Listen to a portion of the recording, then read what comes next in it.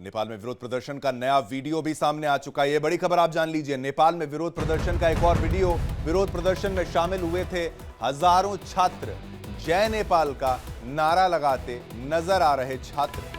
इस वक्त की बहुत बड़ी खबर। विरोध प्रदर्शन में शामिल हुए हजारों छात्र और विरोध प्रदर्शन का नया वीडियो आया सामने। विरोध प्रदर्शन में शामिल हुए थे हजारों छात्र। जय नेपाल का नारा लगाते नजर आ रहे छात्र। सुनिए। हामी जस्ता युवाहरूको जन्म हुन्छ। अब समय आयो, अब हामीलाई क्रान्ति ल्याउनु नै पर्छ, आन्दोलनहरू गर्नु नै पर्छ। हमें क्रांति करनु पर्चा, आंदोलन लानु पर्चा, यानी कि हमें क्रांति करनी पड़ेगी, आंदोलन लाना पड़ेगा। ये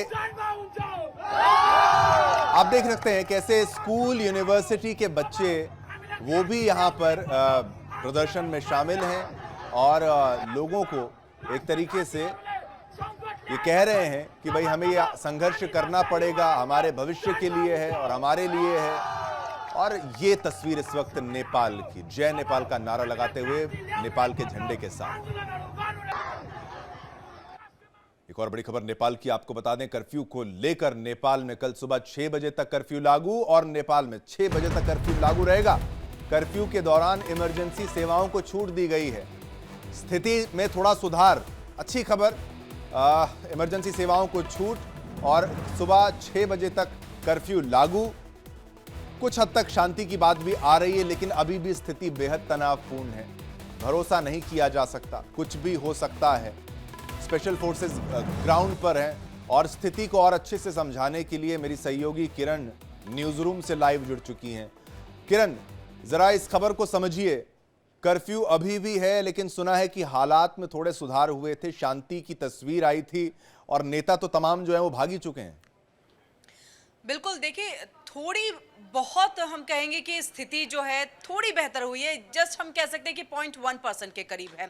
ये भी कब तक बरकरार रहेगी ये अभी देखना बाकी है। लेकिन देखिए कर्फ्यू की वजह से फिलहाल जो है आपको नेपाल में और नेपाल की राजधानी काठमांडू में जो है वो शांति दिखाई दे रही है। लेकिन इन सब के बीच में देखिए जो खबर सामने आ रही है, जिसका भी जिक्र किया आपने बड़ी खबर के तौर पर, जो है हमारे दर्शकों तक शिवम इस बात को भी पहुंचाया कि तकरीबन 900 कैदी जो है वो फरार हो गए। देखिए प्रदर्शनकारियों में इतना गुस्सा था, इतना रोष था कि उनको ऐसा लग रहा था जैसे कि शायद ये तमाम कैदी जो है वो फंसाए गए, क्योंकि भ्रष्टाचार का मुद्दा जो है एक छोटी सी चिंगारी, जिसका हम सुबह में जिक्र भी कर रहे थे शिवम की, देखिए छोटी सी चिंगारी थी सोशल मीडिया को बैन करना। उसके बाद भ्रष्टाचार का मुद्दा उठ गया, उसके बाद जो है करप्शन का मुद्दा उठा और फिर तख्ता पलट की मांग जो है वो जोर पकड़ने लगी। अंतरिम पीएम बनाने की बात जो है वो सामने आने लगी। तो जेनजी जो है बहुत ज्यादा इन सब से प्रभावित हुआ और देखिए प्रदर्शन में ये सब कुछ तब्दील हो गया।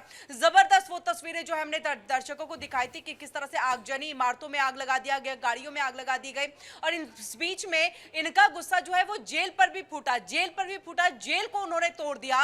वहां पर देखिए कैदी जो है वो फरार हो गए। मौका देख करके वो भी जो है निकल गए। 900 कैदी के फरार होने को लेकर के पुष्टि तो शिवम कर दी गई है, लेकिन अभी जो जानकारी निकल करके सामने आ रही है कि तकरीबन इनका आंकड़ा जो है वो बढ़ेगा और ज्यादा, और बढ़ने के बाद ये 3000 के करीब जो है ये पहुंचने जा रहा है। ऐसी अभी जो है सूत्रों के हवाले से जानकारी 3000, आप 3000 कह रही हैं, यानी 3000, ये तो बेहद ही खतरनाक स्थिति हो जाएगी।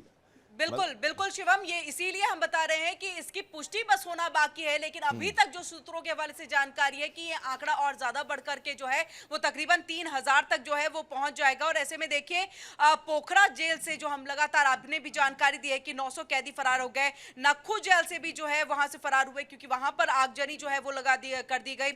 कैदी वहां पर भी जो है बाहर निकल गए। इस बीच में देखिए यहाँ पर जो राष्ट्रीय स्वतंत्रता पार्टी के चेयरमैन रवि लामीराजवे थे, समर्थकों ने उनको भी बाहर निकाल लिया। यानी कि मौके का फायदा हर कोई उठाता हुआ जो है वो दिखाई दे रहा है, जिस तरह से ये प्रदर्शन का दौर चल रहा है। और ऐसी भी जानकारी मिल रही है कि देखिए कई सारे जो है कोर्ट के पेपर्स वगैरह वो सब कुछ जो है यहाँ पर जला दिए गए। ऐसी भी खबर निकल करके सामने आ रही है। बेकाबू अभी प्रदर्शनकारी जो थे, लेकिन कर्फ्यू के जरिए उनको काबू में करने की एक जो सेना की तरफ से कोशिश है वो जारी है, क्योंकि अब सब कुछ जो है सेना ने अपने पूरे हाथ में ले लिया है। यानी कि वहां का मोर्चा मोर्चा सेना ने संभाल लिया है। सुबह देखिए हम बात भी कर रहे थे कि चाहे प्राकृतिक आपदा हो या फिर हम राजनीतिक उथल-पुथल की बात कर ले या फिर दूसरे देश के साथ लड़ाई की स्थिति हो, सेना हर जगह जो है मुस्तैदी के साथ डटे रहते हैं और मोर्चा संभालते हुए दिखते हैं। और वही अभी फिलहाल नेपाल के अंदर में। लेकिन शिवम, इस बात को समझिए कि 3 ऐसे राष्ट्र हैं, देश हैं, मुल्क है जहां पर इसी सेम पैटर्न पर जो है एक तख्ता पलट, चाहे हम श्रीलंका की बात कर ले या फिर बात हम यहां पर आपके बांग्लादेश की कर ले, और यहां पर अगर हम ये श्रीलंका की भी बात कर ले और साथ में देखिए अभी फिलहाल नेपाल की भी स्थिति वही बनी हुई है। तो इस बात को समझना होगा क्योंकि भारत के सभी पड़ोसी देश हैं, इसका इम्पैक्ट, इसका असर जरूर भारत के ऊपर में पड़ेगा। और इस बात को समझिए कि हर जगह पे सेम पैटर्न पे जेनजी को जो है लाकर के सामने में खड़ा कर दिया जाता है और वहीं से ये तख्ता पलट की जो पूरी कहानी है उसकी शुरुआत हो जाती है। मुद्दा बहुत ही सार्वजनिक और एक सोशलिस्ट तौर पे हम कह सकते हैं कि ये होता है, एक सामाजिक मुद्दा होता है जिसको उठाया जाता है, लेकिन उस बीच में फिर सब कुछ जो है वो राजनीतिक हो जाता है, राजनीतिक रंग दे दिया जाता है, कई सारे राजनेता इसमें जो है इन्वॉल्व हो जाते हैं। किरण, ये एक बात है कि जेनजी का नाम लिया गया है, जेनजी का नाम तो लिया गया है, लेकिन पहले आपको याद होगा राजशाही वहाँ पर होती थी। अब राजशाही का भी दौर है क्योंकि भारत अच्छा समझता है, भारत का बहुत लंबा बॉर्डर नेपाल से लगता है। अब बिहार की बात कर लीजिए, आप कई और राज्यों की बात कर लीजिए, तो हमारी समस्याएं समझते हैं हम बॉर्डर से, क्योंकि नेपाल से हमारा रिश्ता पुराना है। एक अलग देश के रूप में हम उसको नहीं देखते, हमारे ही एक अंग के रूप में उसको हम देखते हैं। वहाँ पर अस्थिरता होना मतलब भारत के लिए भी चिंता का सबब। ये जो सरकार थी, ओली जो सरकार जिसको कहा जा रहा था, चीन से बहुत समझ लीजिए दोस्ती यारी निभाते हुए नजर आ रहे थे, उनकी कठपुतली की तरह इनको कहा जाता था। एंटी इंडिया एक सेंटिमेंट जो था इनके दौरान बहुत ज्यादा हो रहा था।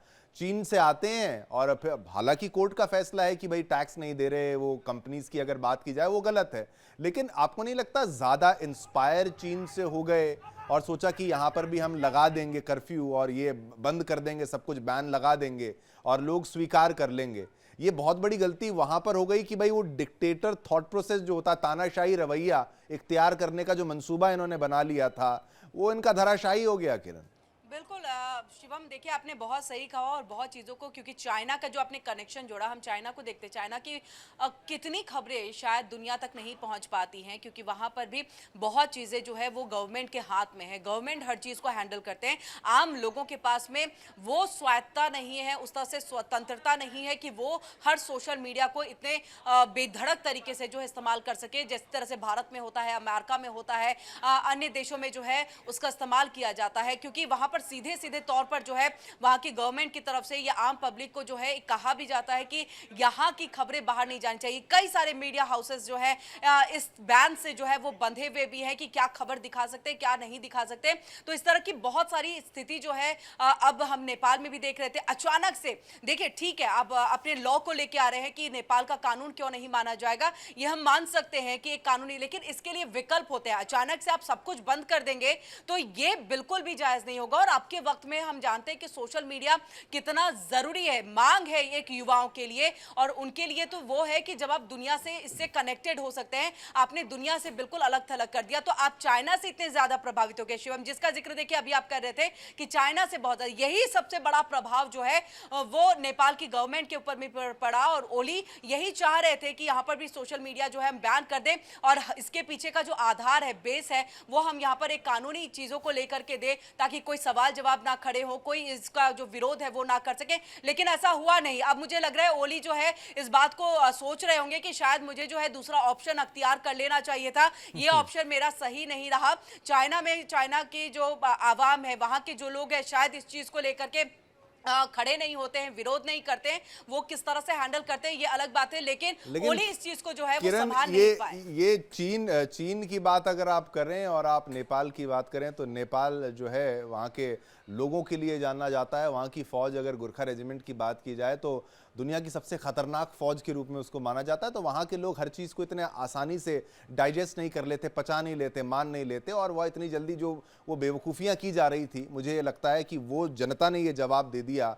आप तानाशाही करोगे, आप सोचोगे हम मान लेंगे, तो ये हमारे देश में तो बिल्कुल आपको नहीं चलेगा। लेकिन छोटे देशों में खास तौर पर किरण जो ये किया जाता है, लेकिन हम पहले भी चर्चा कर रहे थे कि कैसे बांग्लादेश में क्या कुछ हुआ, श्रीलंका में क्या कुछ हुआ, और यहाँ पर अंतर्राष्ट्रीय जो बड़ी ग्लोबल पावर्स हैं उनको आप इग्नोर नहीं कर सकते। आप इसमें अमेरिका को इग्नोर नहीं कर सकते। अमेरिका ने, देखिए आप सेंट मार्टिन की अगर आप बात करेंगे, बांग्लादेश में भी उनको एक स्थान चाहिए था, नहीं मिला, तो देखिए क्या हुआ। इमरान खान का देखिए क्या हुआ पाकिस्तान में। ये आपको नहीं लगता फॉरेन इंटरफेरेंस भी इसमें होगा, विदेशी ताकतें भी इसमें शामिल हो सकती हैं? नहीं, इसमें कोई दो राय नहीं है। इसमें कोई दो राय नहीं है कि इसमें जो है बाहर की कोई और देश जो है वो इसमें सम्मिलित नहीं होंगे। फ़ायदा हर कोई ढूंढना चाहता है और नेपाल जबकि भारत का पड़ोसी है और एक तरह से कई मामलों में देखा जाए तो उसकी सरजमी जो है दूसरे अन्य देशों के लिए जो है बहुत बेनिफिशियल है, जैसे पाकिस्तान है। देखिए पाकिस्तान की जो आपने यहाँ पर जिक्र किया, ये तो हम कहेंगे कि पाकिस्तान में किसी और देश से कहीं ज़्यादा वहाँ की खुद की आर्मी ने सब कुछ बेड़ा गर्क कर रखा है। यानी वहाँ की आर्मी की अगर नहीं सुनोगे आप, उसके अगेंस्ट में आप जाओगे तो आपकी सरकार चल नहीं पाएगी। अगर आपको लोकतांत्रिक तौर पर सरकार भी चलानी है तो आर्मी को आपको सर्वोपरि रखना होगा, उसी के बाद आपकी भी सरकार चलेगी, आप भी पीएम बनोगे और आप जो है आगे कोई भी डिसीजन जो है वो ले पाओगे। लेकिन ऐसे में चाहे हम नेपाल और श्रीलंका की बात कर ले या फिर हम बांग्लादेश की बात कर ले, ऐसी स्थिति वहां पर देखने को मिल नहीं सकती थी। मतलब किसी ने सोचा नहीं था, सोच से थोड़ा परे चीजें जो है वो थी। देखिए दो पार्टियों में विपक्षी दलों के साथ कोई संघर्ष हो तो वो एक राजनीतिक तौर पर चीजें होती है और वो किसी भी देश का अंदरूनी एक मामला होता है। लेकिन जब इस तरह से बहुत बड़ा आंदोलन होता है और उस आंदोलन का राजनीतिकरण, जिसका जिक्र मैं कर रही थी, राजनीतिकरण वाकई, और देखिए ये राजनेता जो होते हैं वो इस तरह के आंदोलन को भड़काने का काम इसलिए भी करते हैं क्योंकि उनको बाहरी ताकतों से वो सपोर्ट मिला हुआ रहता है। आपको याद होगा बांग्लादेश की पूर्व प्रधानमंत्री शेख हसीना ने इस बात का जिक्र किया था कि एक जो आइलैंड है वो मुझसे लेना अमेरिका चाहता था, लेकिन जब मैंने दिया नहीं तो ये पूरा खेल जो है वो रचा गया। तो आप समझिए कि उन्होंने सीधे सीधे तौर पर अमेरिका को इसके बीच में जो है वो खींच लिया कि यहाँ का तख्ता पलट जो हुआ है बांग्लादेश में, जो हमारी सरकार गिरी है वो अमेरिका की वजह से और चाइना की वजह से गिरी है। अब नेपाल में भी अगर इस तरह की स्थिति बन रही है तो बिल्कुल भी इसमें कोई दो राय नहीं है कि अमेरिका जो है अपना बेनिफिट इसमें नहीं खोजना चाहेगा। वैसे हाँ, ये भी एक बात देखने वाली रहेगी कि डोनाल्ड ट्रंप इसको लेकर के क्या सोचते हैं, क्योंकि अब उनको नोबेल पीस प्राइज चाहिए और दूसरी बात ये कि वो ऑलवेज अपने आप को कहते हैं कि मैं तो शांति दूत हूं, मैं किसी भी तरह के इस तरह के झगड़े में नहीं पड़ता हूं। लेकिन अमेरिका अपनी नीयत से जो है वो बात तो बिल्कुल आएगा नहीं, लेकिन देखने वाली बात होगी कि अपने बेनिफिट के लिए जो है क्या कुछ अमेरिका नेपाल में हो रही इस उथल पुथल को लेकर के कहता है, करता है। किरण, एक बात ये भी है कि भाई काफी हैशटैग्स जो थे वो वायरल हो रहे थे। हैशटैग नेपो किड्स, नेपोटिज्म का मुद्दा जो है कई जगहों पर उठाया जाता है कि देखिए ये अमीरों के बच्चे कितना ऐश कर रहे हैं या ये राजनेताओं के बच्चे किस कदर ऐश कर रहे हैं। मैं दूसरे शब्द का इस्तेमाल नहीं करना चाहूँगा। और ये नेपाल के जो काफ़ी बच्चे हैं या फिर स्टूडेंट्स कह लीजिए या फिर जो रोज़गार के चक्कर में, रोज़गार की बहुत बड़ी समस्या उनको है, वो विदेश जाते हैं, वहाँ पर काम करते हैं। और ये जेनजी वाला ट्रेंड वहाँ से आया कि भाई उन्होंने वीडियोस बनाना चालू किया कि भाई देखिए ये नेता का बेटा कैसे एंजॉय कर रहा है और ये आम जनता की हालत दो, इसको ज़रा देखिए। तो करप्शन कहीं ना कहीं एक बहुत बड़ा मुद्दा, और जो राजशाही की बात थी कि भाई उससे दूर हटे। अगर लोकतंत्र की भी बात की जाए तो लोकतंत्र में अगर वही जो है कि भाई नौकरियां किसको मिल रही हैं, जान पहचान वाले को मिल रही हैं, करप्शन उतना ही हो रहा है, देश उन्नति उतनी कर नहीं पा रहा है, रोजगार का सृजन आप उतना कर नहीं पा रहे हो, तो वो सारा कुछ सम्मिलित हुआ, ऐड हुआ और फिर जेनजी एक बहाना हो गया और निशाना सरकार पहले से ही सरकार निशाने पे थी। देखिए ये जो करप्शन है और भ्रष्टाचार का जो मुद्दा है, ये आज से नहीं, नेपाल में काफ़ी टाइम से इसको लेकर के जो है एक धीरे धीरे गुस्सा जो है वो पनप रहा था। अब कहते हैं ना कि जो हम लगातार जिक्र भी कर रहे हैं कि एक छोटी सी चिंगारी ने ही इस पूरे आग को जो है वो नेपाल को पूरी जला करके तरह से खाक कर दिया है। और ये छोटी सी चिंगारी सोशल मीडिया बैन, क्योंकि जेनजी इससे बहुत ज़्यादा कनेक्टेड थे। मैंने अब जैसा कहा कि ये अब मांग है, यूथ की मांग है कि वो सोशल मीडिया से जो है वो कनेक्टेड रहे। अदरवाइज ऐसा होगा कि वो पूरी दुनिया से कट जाएंगे। सोशल मीडिया के जरिए आपको इंफॉर्मेशन के साथ साथ आपको नौकरियां भी मिलती थी। आप उस पर जो है चाहे आप यूट्यूब वीडियो बना लीजिए या फिर आप अलग तरीके से कोई रील बना लीजिए, आप पैसे भी कमा लेते थे। तो एक जरिया, और आपने उसी जरिए पर जो है सीधे तौर पर लात मार दिया, यानी उसे पूरी तरह से बैन कर दिया। तो एक जेनजी का जो गुस्सा था उससे भड़का, उसको भड़कने के बाद जो है उसके बाद करप्शन का मुद्दा और भ्रष्टाचार का मुद्दा जो है वो निकल करके सामने। देखिए जब एक धागा खुलता है तो उसके बाद जब धागे पे धागे चीजें खुलते चले जाते हैं और पॉइंट्स से पॉइंट्स सब चीजें जुड़ते चली जाती हैं, तो उसके बाद आपकी पूरी जो क्लैरिटी है वो सामने आ जाती है कि आखिरकार नेपाल के अंदर में चल क्या रहा था। और उसी की बानगी है ये पूरा प्रदर्शन, उसी की बानगी है ये आगजनी, उसी की बानगी है कि मंत्रियों को इस तरह से पीटा गया। नहीं तो आप इस बात को समझिए कि किस युवा में इस तरह का एक तरह से इतनी हिम्मत होगी, बिल्कुल। इतना साहस होगा कि वो मंत्रियों को पीट दे। देखिए, भवनों को जलाना, इमारतों को आग लगा देना एक अलग बात होती है, लेकिन मंत्रियों को दौड़ा करके पीटना, ये- लहूलुहान करना, बिल्कुल किरण, और जला तक देना, यहाँ तक की भी खबर जो आ रही है जी बेहद बिल्कुल, डरा एक देने मंत्री की पत्नी जो है उनकी इसमें मौत हो गई है। ठीक है, बहुत बहुत धन्यवाद किरण, जिस तरीके से आपने पूरी जानकारी हमारे साथ यहाँ पर साझा करी। तो किरण हमारे साथ न्यूज रूम से जुड़ी थी और बता रही थी नेपाल का हाल कैसे बेहाल है।